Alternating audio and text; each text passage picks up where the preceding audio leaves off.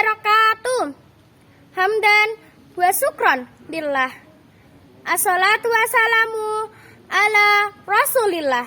Amma ba'du. Yang terhormat Bapak Ibu Dewan Juri, yang saya hormati Bapak-bapak dan Ibu guru, serta teman-temanku sekalian yang saya cintai dan saya banggakan.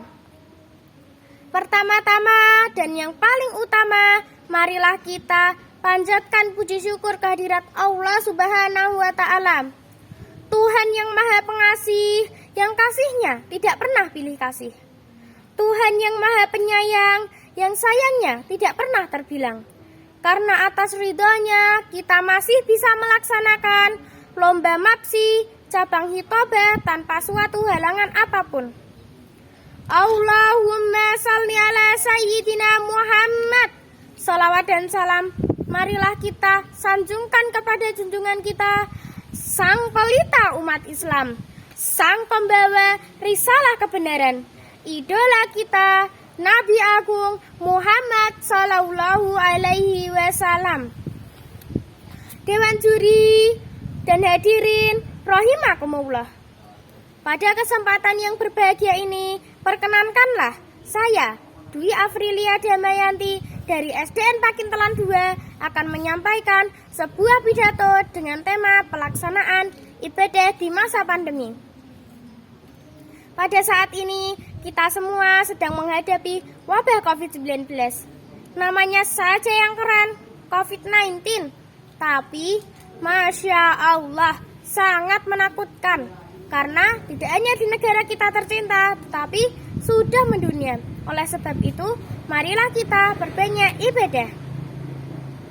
Allah Subhanahu wa Ta'ala berfirman dalam Quran surat Al-Baqarah ayat 45. A'udzu billahi minasyaitonir rajim. Bismillahirrahmanirrahim. Wasta'inu bis-sabri was-shalah, yang artinya jadikanlah sabar dan salat sebagai penolong. Hadirin rahimakumullah. Sesuai ayat di atas, ada dua cara kita beribadah kepada Allah Subhanahu wa Ta'ala. Pertama, kita tingkatkan kesabaran. Sabar jaga jarak, sabar pakai masker, sabar mencuci tangan, sabar bekerja dan belajar dari rumah, sabar beribadah dari rumah, dan sabar juga untuk tidak kumpul-kumpul. Karena sejatinya filosofinya, dengan kita tidak berkerumun, kita tidak akan menyakiti orang lain. Dan bersabar dari itu semua menjadi sarana ibadah dan akan menjadi ladang pahala bagi kita. Hadirin rahimakumullah. Adapun cara beribadah yang kedua, yaitu kita perbaiki sholat kita. Loh, tapi saya sudah sholat, Bapak.